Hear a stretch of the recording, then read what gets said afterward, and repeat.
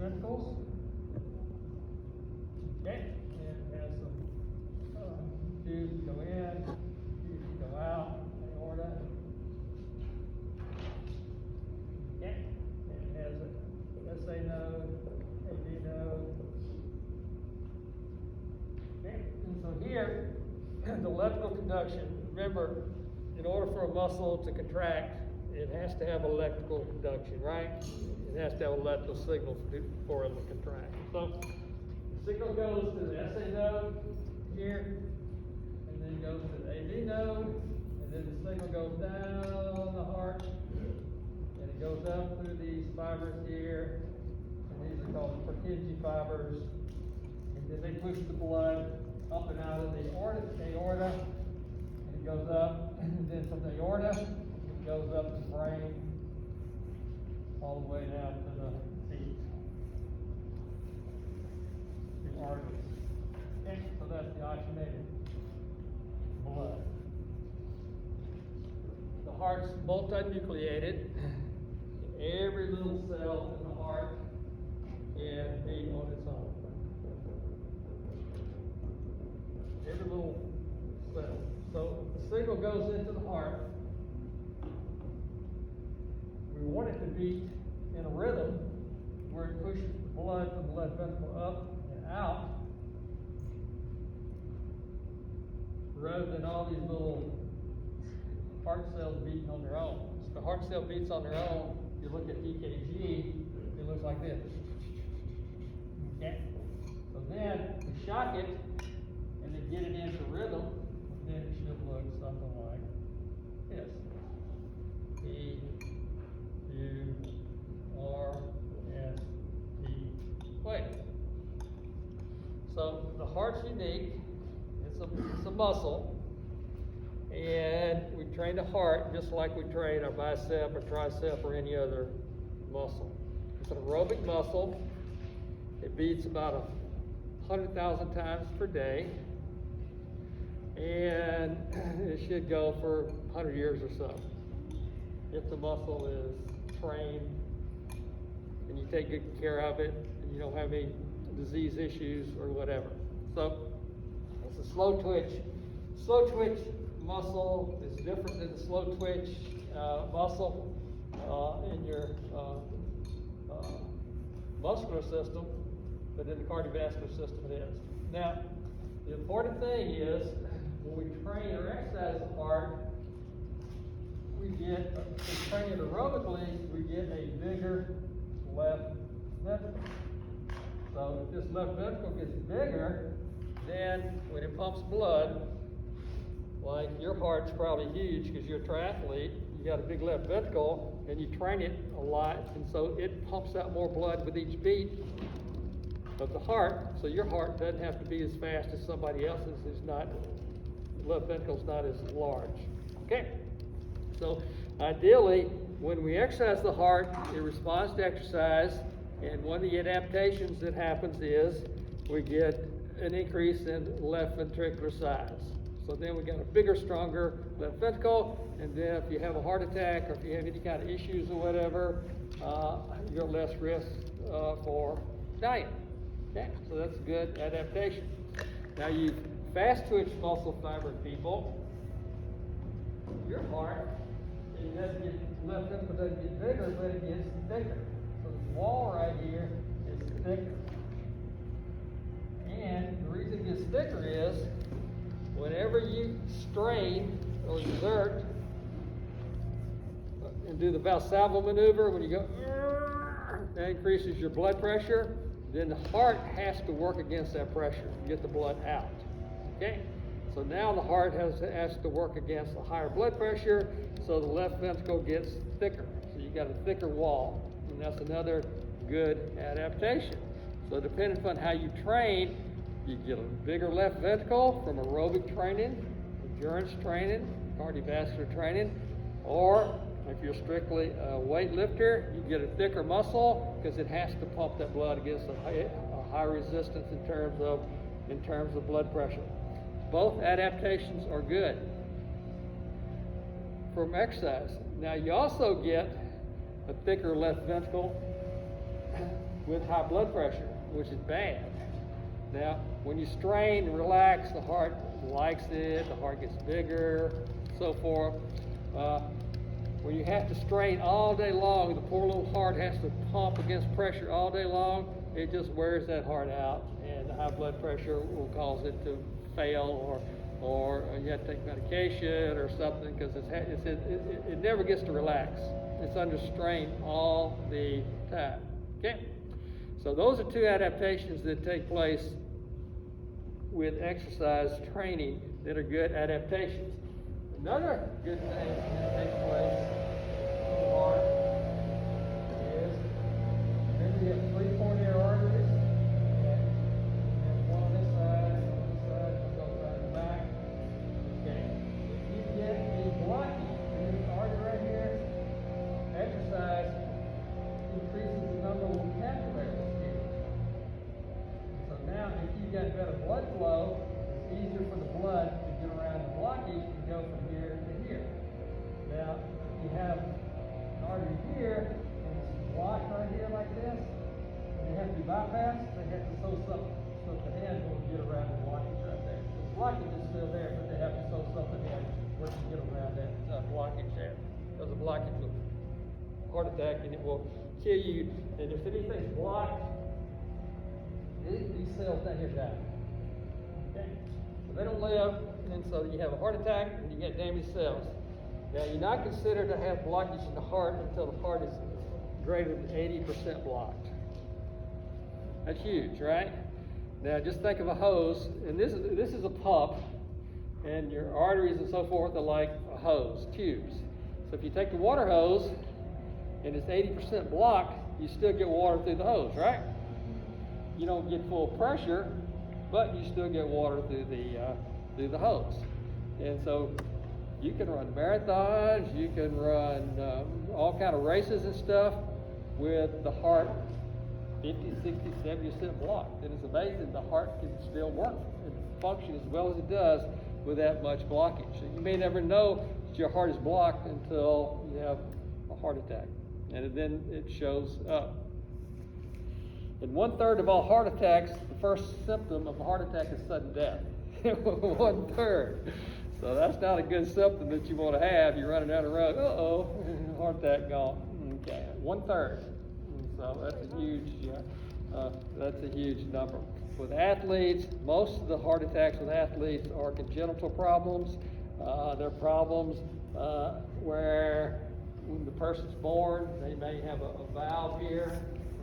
Valve may have a leak in it. It could be prolapse, or it could be Pete Maravich, who was a great basketball player. He only had 2 coronary arteries. They never knew it until they did an autopsy on him instead of 3 coronary arteries. And so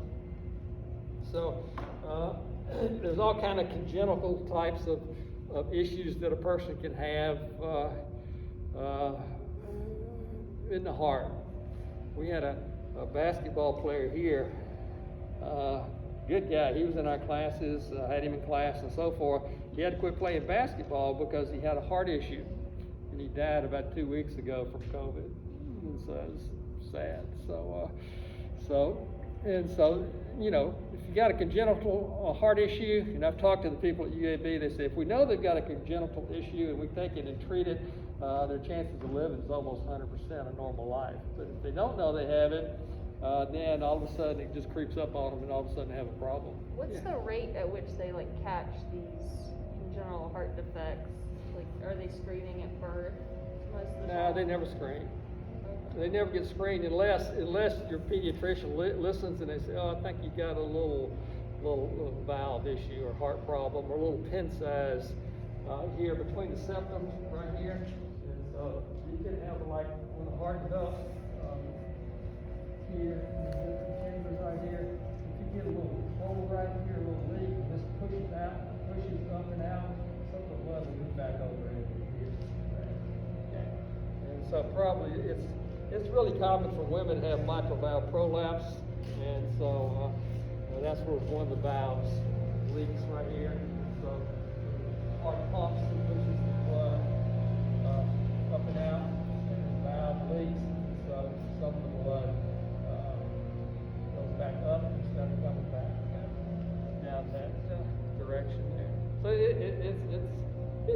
common. It is common. And the physician, the pediatrician, would pick it up with a stethoscope. Okay. And so if you have a murmur, they listen to the stethoscope. They normally pick it up with the stethoscope there. Now, the important thing for athletes and people we train to exercise in cardiac rehab is, normal heart rates are between about 60 and 90 resting heart rate. Normal resting heart rate. And, maybe higher, maybe lower. This resting heart rate, we can't tell how fit somebody is just by doing the resting heart rate. Okay. We did all your resting heart rates, they'd be between 60 and 90, some may be high 40s, low 50s, some may be over 100 or whatever. So that's just a general number right there. The 220 minus the age that we use sometimes. The error is plus or minus about 12 beats. And so if you're 20, the error could be 212 or 188 or something like that. So they're not real accurate. So I wouldn't rely on that. Now, the important thing is cardiac output. Cardiac output equals heart rate times stroke volume. So every time the heart pumps, when it pumps blood up and out of the heart, there's a certain volume that goes out.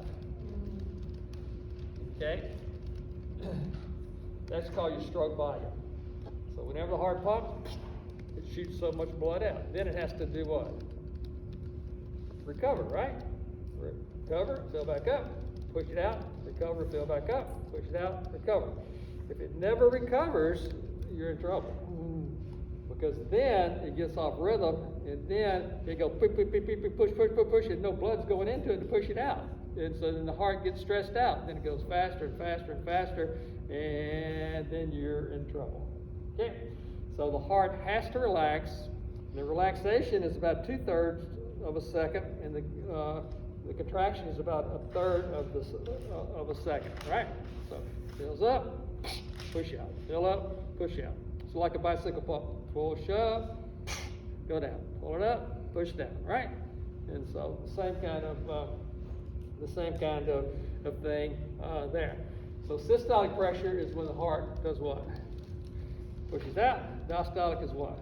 When it fills up. Okay? So cardiac output is the volume. And so we calculate that by the number of beats per minute times how much you push out per minute. And that gives us our cardiac output. The big thing with athletes is we increase our cardiac output.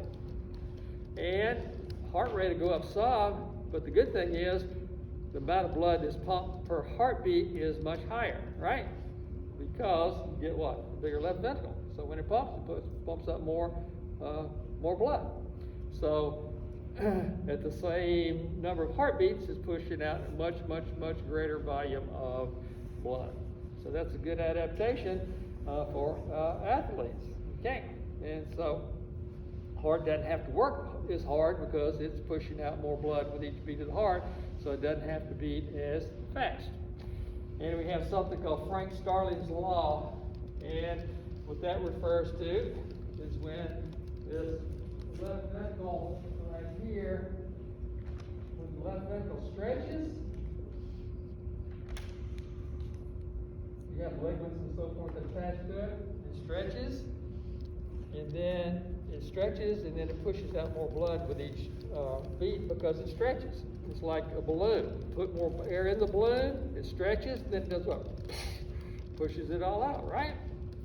And so the Frank Starling law is related to the stretch of the heart. If we get the heart volume bigger, left ventricle bigger, we stretch it every time before contract, stretch, push, like any muscle, we stretch and then we do what? Contract, stretch, contract, and puts out more blood with each beat of the heart. And then we have something called the Fick equation. Fick equation is heart rate times stroke volume times A-B O2 difference.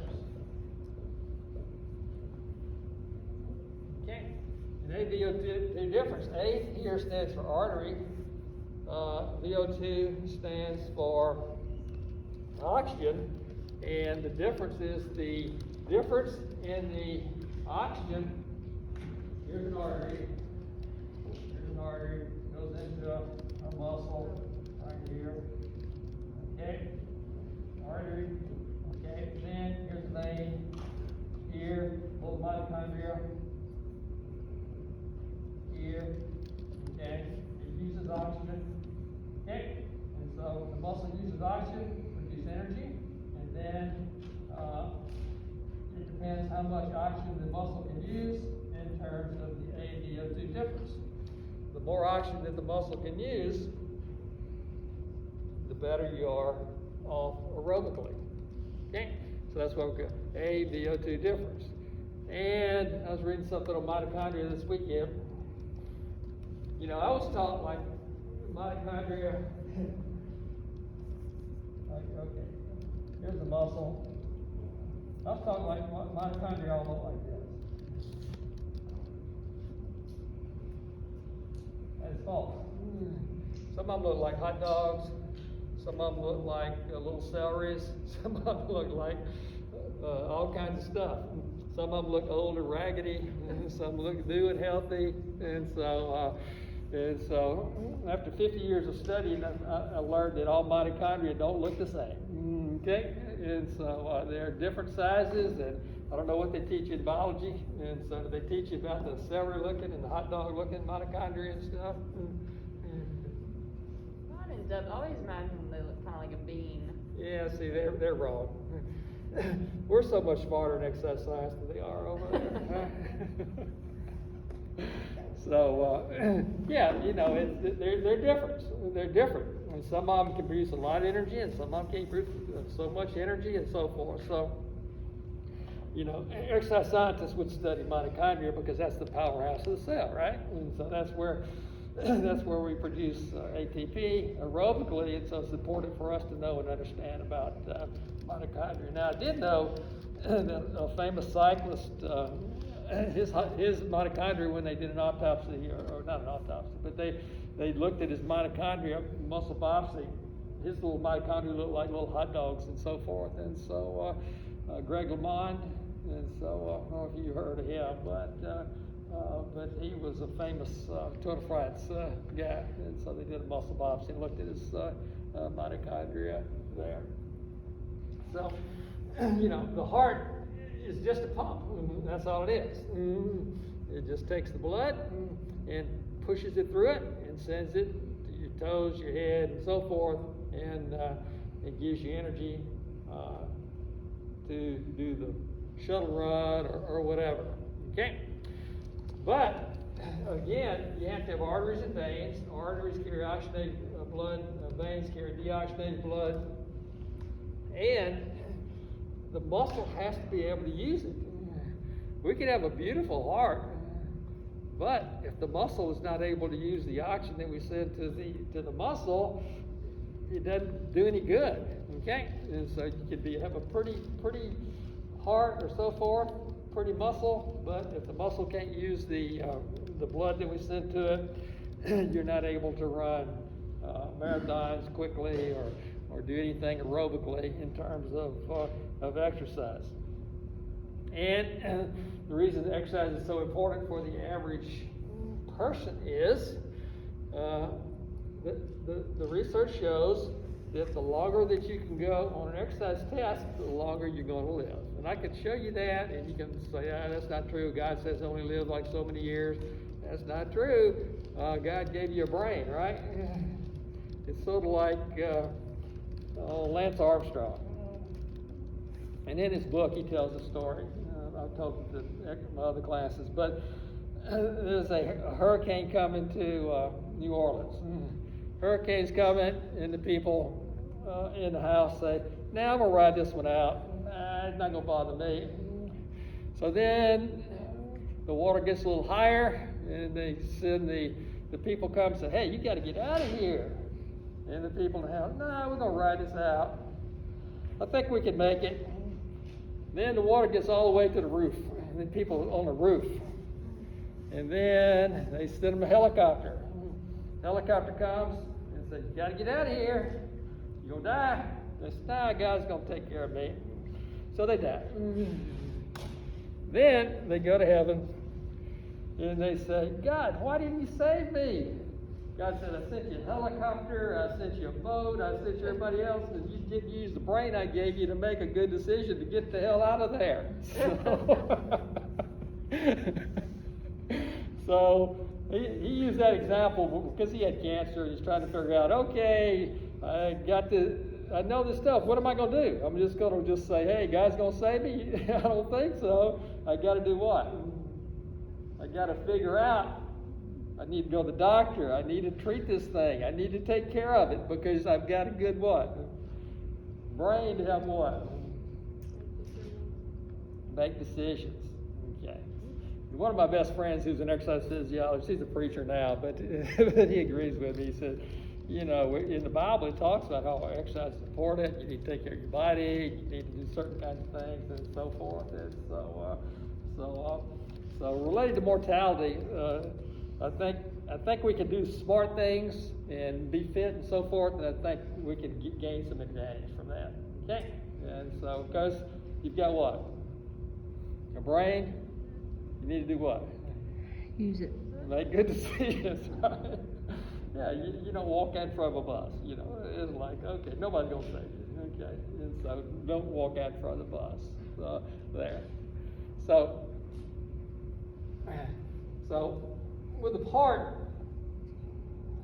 we have the EKG, and EKG is a test.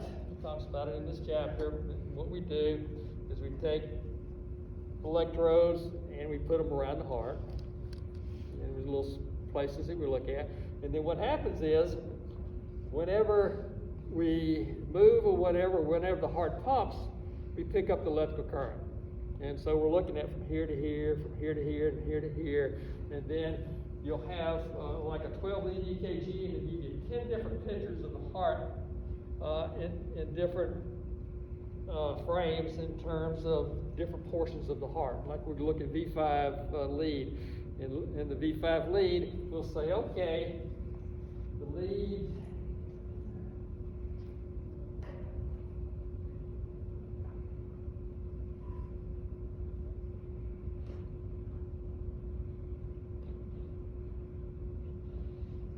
we're looking at V5.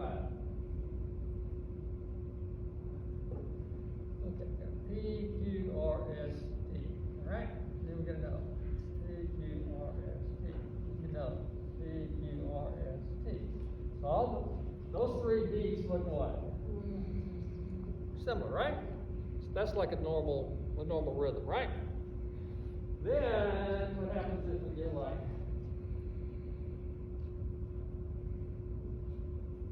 normal rhythm? So what's going on here? We can get something called a PVC. That's a preventricular contraction. All of a sudden your heart just skips a beat. That's common, right? Flutter every now and then. Every now and then your heart will skip a beat. That's not unusual, right? You fall in love, your heart skips a beat, right? So I don't know the science of that, but it'll skip a beat. And normally it should be in what? A normal rhythm. And we've got these electrodes around the heart. And we'll look at the current that goes across there. Now, if we see the heart is not getting sufficient oxygen supply to the coronary arteries, we may get something that looks like this. P, Q, R, S, E. And from here to here, this should be on a straight line. And since it's below that line, we call that ST segment depression. And whenever we get like 2 millimeters of ST segment depression, and somebody's on the treadmill, we just think the person's in trouble. Okay? And we need to stop the test because the EKG is showing that the heart is not getting a sufficient amount of oxygen. It's under stress. It's having problems there. So we monitor the EKG to see see if we get a normal heartbeat. And sometimes we get ST2 elevation. If you have a real strong left ventricle, we may get a really high R wave there. Okay? And so with athletes, sometimes we get some abnormal looking EKGs because they're really healthy and really fit, and they get big strong hearts, and they don't get the normal EKG that the average person would have there. So we monitor the EKG. Our EKG is 100% accurate. Nope. And so we get some true positives, get some false positives, true negative, false negatives, and so forth. So they're not 100% positive because remember we're looking at electrical conduction, and the electrical conduction is a millivolt. It's 1,000th of a volt, so it's not a lot. And so every time the heart beats, you don't get shocked, right? And so because the electrical conduction is very light. Now, we put a defibrillator in here to shock you, but not from the normal beat of the heart there. So EKG tells us rhythm. What's something in the body that can decrease electrical conduction in the body?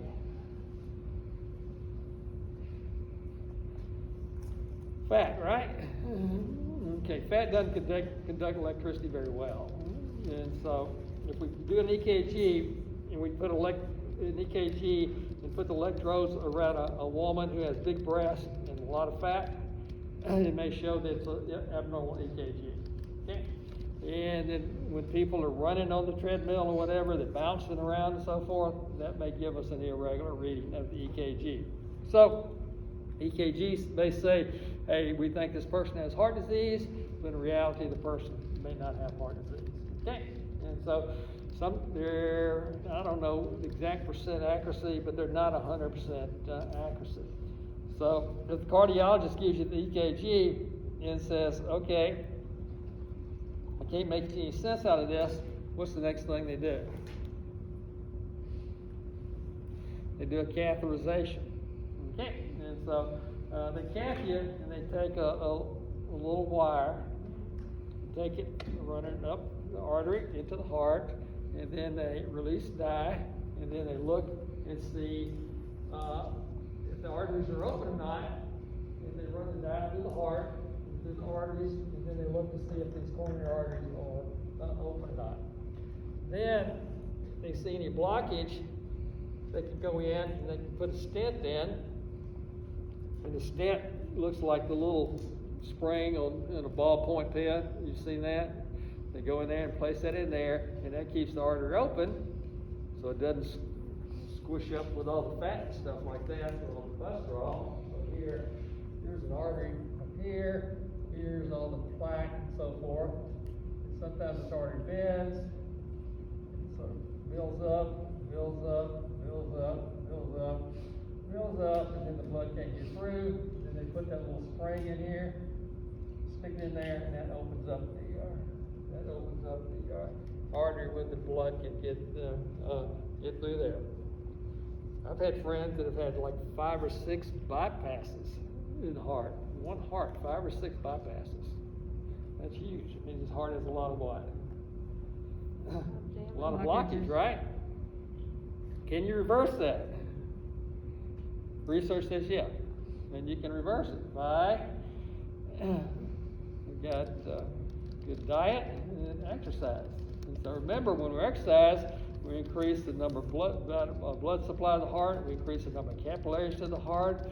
Then if you go on one of these, I think they got a diet called DASH, right? You can use the DASH diet. Did you invent that? So it's a real healthy diet. Okay, it's mostly vegetables, good foods, and so forth. Low in fat, low in cholesterol type of diet there. So exercise is great for your cardiovascular system. For athletes, we talk about VO2 max, right? And so if you're an athlete in a certain kind of sport, you have to have a high VO2 max. So some other kinds of sports, you don't need quite so high VO2 max.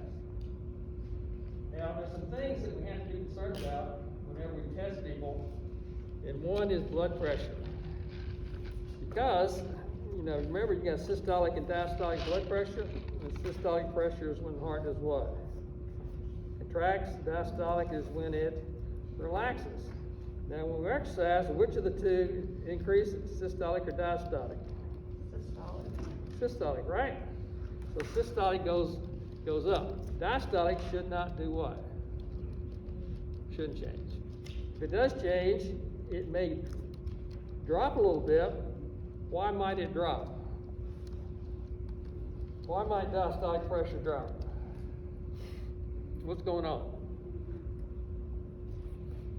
You need to think about the mechanisms. What's happening to make it do that? If it doesn't, if something does something, something's got to make it do it. Things don't happen on their own. So, with diastolic pressure, remember most of your blood is where? In your core, right? Exercise, blood goes where? To your muscles. And the arteries to your muscles do what? Dilate, right? So now we get more blood supply to where? Other places, right?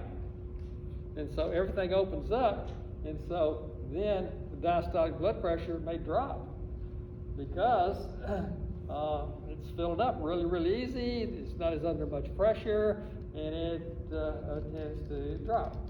Now, the systolic blood pressure will do what? It goes up, right? Because now the heart's having to do what? Push more blood out. Work a lot harder, right? The heart's having to work a lot harder. It fills up easier, and then it pushes out against pressure. So whenever you strain or whenever you're running or whatever, the heart's under pressure, and then the heart works against that resistance and fills it up. Remember, normal blood pressure is about 120/80. So if your diastolic pressure gets up to 100 when you're running, not good. Not good. It shouldn't go up that high. If it dropped from 80 to 75 or something, no problem. No problem. So it may drop a little bit there. And we have guidelines in terms of blood pressures, what we're looking for when we do exercise testing. So this chapter is on exercise testing. And whenever we test people in a lab, and some of you, if you ever end up working in a lab, we've had several students. Some of our students have worked in cardiac rehab, or some of them have worked in hospitals doing treadmill testing all day long and that kind of stuff. When you do that, you've got to really make sure you know what you're doing in terms of the treadmill testing, the protocols, what you're looking for, how to read EKGs, and so forth. And so, probably in your Dr. Russell, in your cardiac rehab classes, you'll get a chance to look at some EKGs and read some EKGs, right? Mm-hmm. Yeah. So you look at that. So we're measuring cardiorespiratory fitness, and another name for that is what? VO2 max, right? V is volume, O2 max, and that's the most common word probably we ever see in exercise science there. So we do testing to give us information to see how fit we are. Some tests require medical supervision. So why do you think we need medical supervision? Why can't, we're smart, why can't we just do the test? Because if something goes wrong, you need somebody there to handle it. Yeah, it's like, okay, we're testing somebody and they're having a heart attack. Okay, I can't give them drugs or anything, right? And so I can't give them, epinephrine or whatever because I'm not a physician. And so you have to have a physician available for certain types of testing. That's why we looked at the little algorithm, and it says this person needs a physician-approved exercise test because they're at risk. And so, the physician may be in the room, and we have a crash cart in our lab, and so forth. And so Dr. Mahara, he's busy in the hospital. He's an emergency room physician. So he was in the Olympic trials for the marathon. He ran a 220-something marathon or whatever. So he's older than I am now, but he's probably one of the smartest physicians related to sports medicine around, because he's been around so long, forever. So we may need a physician, depending upon what it is. You may need probably, if you work in a facility, you need a defibrillator, right? You need to know where it is and how it works. You need to be approved, right? In order to operate it and do emergency kinds of procedures. So you may or may not need that. We always do a health status of the participant. So we want to know what, if they're taking medications, because medications can greatly affect the test, and if they're taking beta blockers, or if they're taking some type of epinephrine, or they're taking anything that can affect the heart rate, we need to know about that. There's different kinds of tests we can do, maximal and submaximal. So what's the difference between a maximal and submaximal test? Maximal is given at your all, submaximal is almost given at your all. Yeah. Maximal, we take you till you can't go no more, right? Okay. And for some of you, like when I run, it's probably a max test every time. So it's not a test, but I go hard as I can, and then sometimes that's slow down. And so that's a max effort there. Okay. Submax is when they go up to like 85% of max, and then we predict their VO2 max based upon the submaximal numbers that we get. Okay, so we may do a submaximal test depending upon any risk factors or what's going on or what the facility is. If there's not a physician present, we might do a submaximal test there. Length of the test, if you got a patient, you want to get them in there, you want to get them out of there. We talked the other day, probably about 12 minutes. Okay. Sometimes, like you did the patient test and go for like 30 minutes or whatever. For us, we don't want to spend 30 minutes watching you run up and down to the gym. Okay. And so that's a lot of stuff. And we're only testing one person at a time. And we've probably got 3 or 4 people that are administering the test, and they're on a treadmill, and so it's very expensive to do the kind of testing that we typically do, because you've got to have a physician, you've got to have equipment, you've got to have emergency stuff, you have a crash cart, you've got to have all those kinds of things there. And so it's a little bit different depending upon what we're trying to do. The willingness of the participant, that refers to, okay, are they going to try? Are they going to try to put forth any effort? Okay? And so some people, I think they've never had any pain in their whole life. They get on the treadmill and, I'm dying. They're only walking 3 miles an hour, and they say, I've had enough. Okay, I can't take it anymore. Okay? So you want a participant to do what? Go either meet the submaximal criteria or to meet the maximal criteria. And then some people, they can't run or walk on a treadmill. They're like running like that. They've never been on a treadmill before. They don't know how to run on a treadmill. It's like, what are they doing? All they got to do is just bounce around on the treadmill and do their normal gait, but they think they're on something else. And so sometimes people don't know. So that's why we do a warm up and let them get used to it and teach them how to pace themselves a little bit, and tell them we're going to increase the speed and elevation, and this is no big deal, and so forth. One problem we have is when they're on the treadmill, they've got that tube in their mouth and they can't talk, which is good because we don't want to talk to them anyway, right? Now, we'd like to talk with them and see how they're doing and so forth, but they can't communicate because they've got something in their mouth they're breathing through a big old tube. And so we have to be able to communicate with them there. Cost of the test is expensive. I don't know what the hospital would charge, but it's hundreds of dollars to do the test. Okay? So that's why if they want to test every athlete, do EKGs on every athlete, it's expensive, very expensive there. So that's why most of these big schools have in-house people that can do it, At Alabama, I think they have 5 or 6 physicians just for football. So they've got a lot of resources, a lot of people to do that.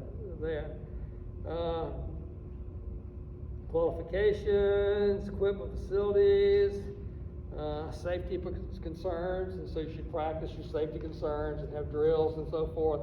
If somebody has a code or something like that, you need to know who to talk to, who's going to do what, and so forth. So in these hospitals, they run codes all night long. My wife was in the CCC unit. I hear codes going all night long. People were dying right and left in there. So, and it's happening now with this COVID stuff.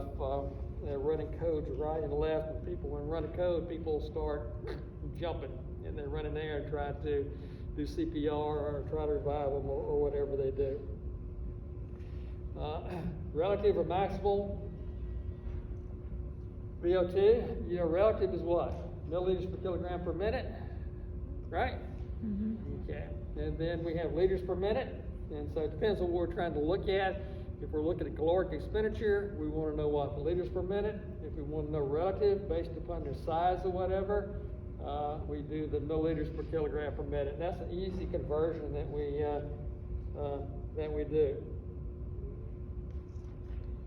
Okay, open circuit spirometry, you know what that is? That's when they got what? The tube in their mouth, they breathe through the tube, and we're measuring the amount of oxygen that goes in, and then when they breathe out, we're measuring the amount of oxygen they breathe out. And so if we know that room air is 20.93% oxygen, 0.03% CO2, we can see, okay, this person's breathing in 21% oxygen, and they're using 5% oxygen, and so we know if they're using 5% oxygen, we can calculate their VO2 in milliliters per kilogram per minute, or in their liters per minute, right? And so the formula is fairly complicated because we have to adjust our calculations based upon the humidity in the air and a lot of other variables, the temperature of the room and so forth. So we have formulas that we have to use to make conversions to make sure we get the accurate number when we do the conversions there. So open circuit spirometry, you have to have a piece of equipment that's about $50,000 to do the test. Okay, so it's very, very expensive. Typically, mainly only physiology labs or physicians have that equipment in town here.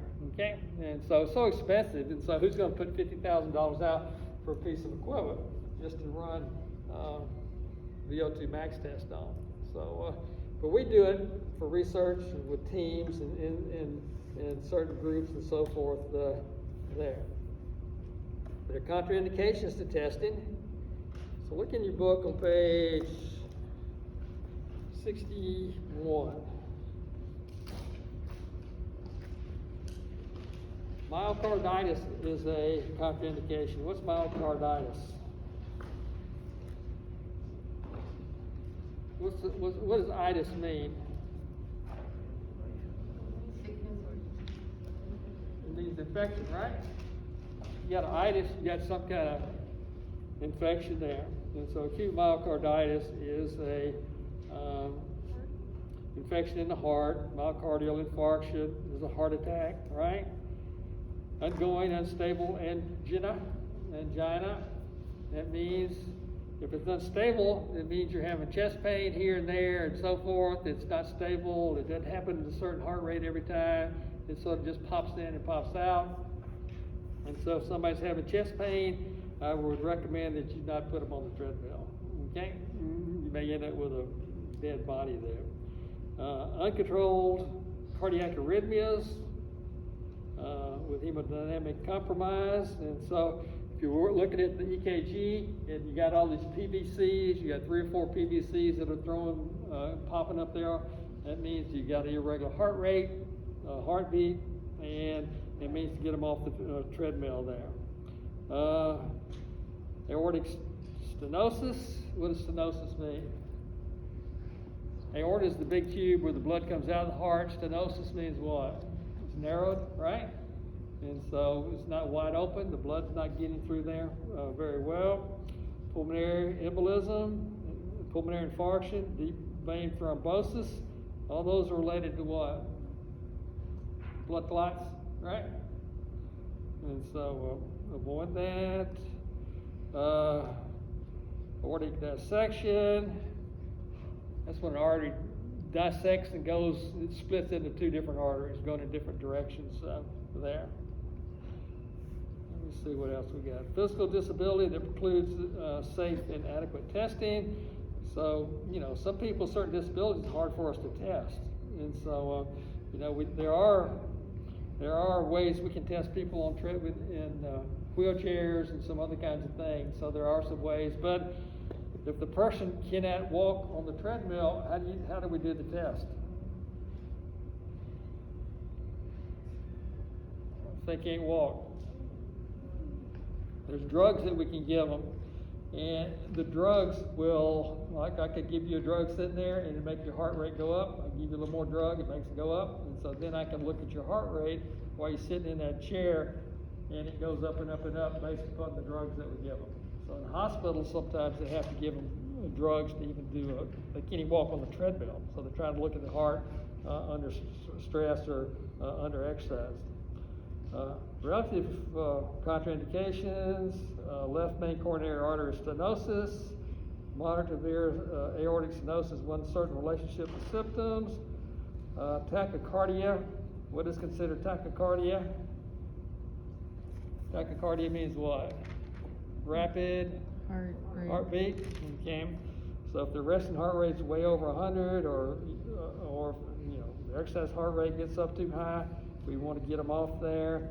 Heart block, recent stroke or ischemic attack, mental impairment, don't want to cooperate,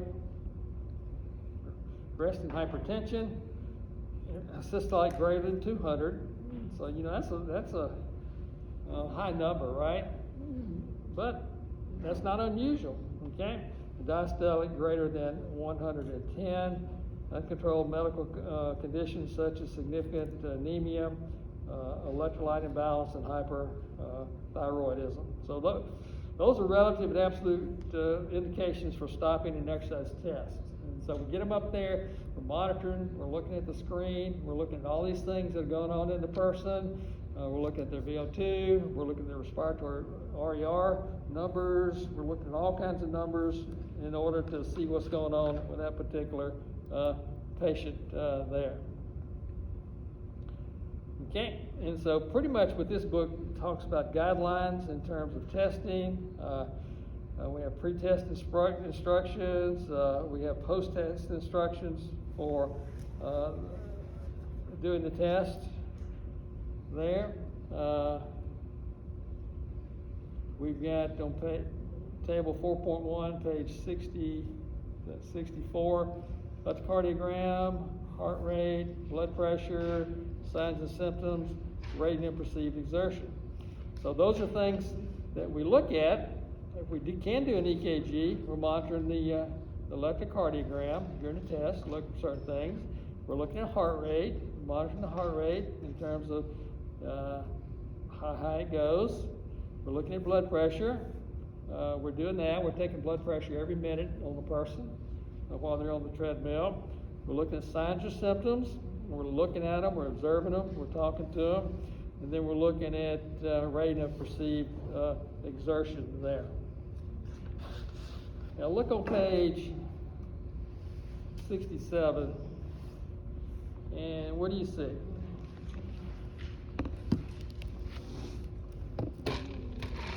You should have had this in class before someplace, right? So this is our PE chart. And a guy named Gunnar Bohr developed it.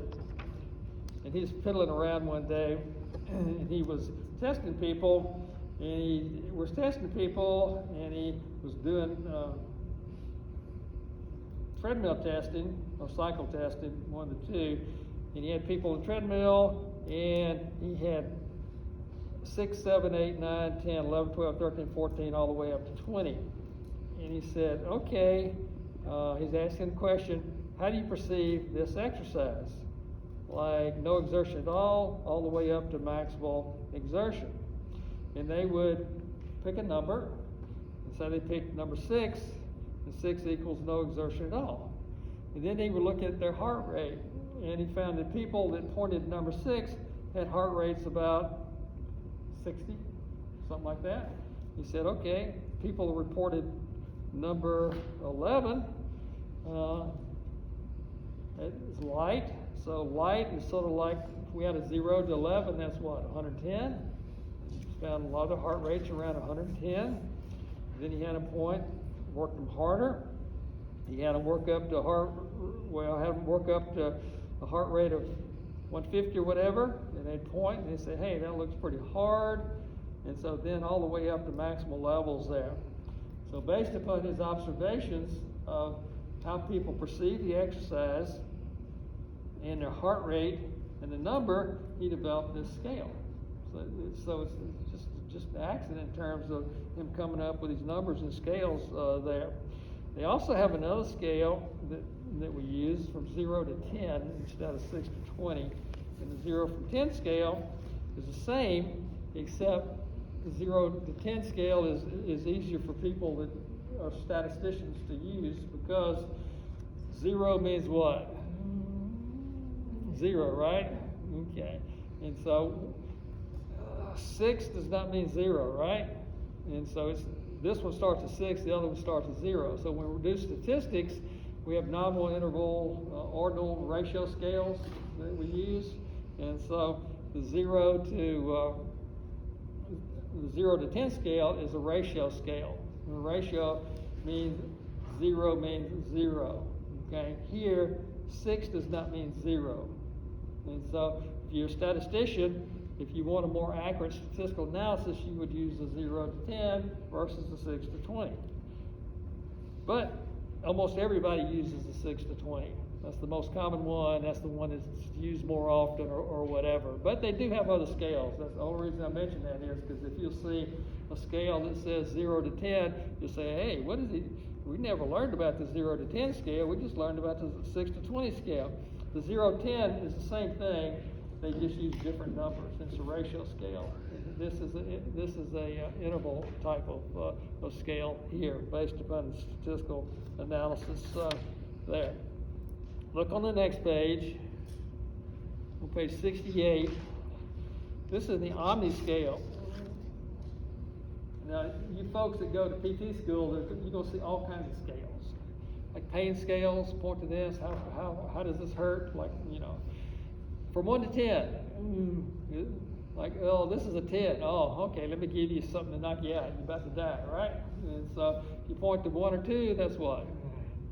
I can work you a little harder, right? Y'all use scales in physical therapy? Yeah, and so there's scales that they use. There's scales in pulmonary rehab, like how hard it is to breathe. There's all kinds of scales there. So on page 68, this is the Omni scale. And I've done some research on it before, but what do you notice about it compared to the Borg scale? Yep, what? Pictures, right? And so when you get out in the real world, everybody can't read, everybody don't know numbers, and so sometimes a picture may be better for a patient to use than a number. Okay, so you can look at the Omni scale, and then you can look at the cyclist is going up a big, huge hill, and so he could give you an indication of how hard he feels that, or she feels that they're working there. Same thing with the runner. Okay, I think I was at number 10 this morning, and so with my little run. So I think if I was an 8-cylinder car, only 4 cylinders were working today, but I could point to these numbers here and then give you an indication of how hard I'm working there. Now, one thing is, this is a perception scale, and everybody doesn't perceive everything the same way. Some of you may be about to die and point to like a 5. I think I've never tested anybody on a treadmill and said, oh, I could have gone longer. Right. You think you could have gone longer. You wish you could have gone longer, but you stopped because you had to stop. Not because you wanted to stop, you stopped because what?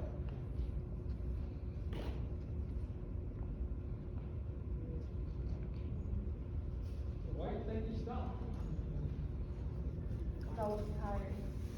Huh? Tired. Tired? Okay. You have physiological reasons, right? From a physiology standpoint, you stopped because something was going on inside your body that said, no more, no mas, had enough.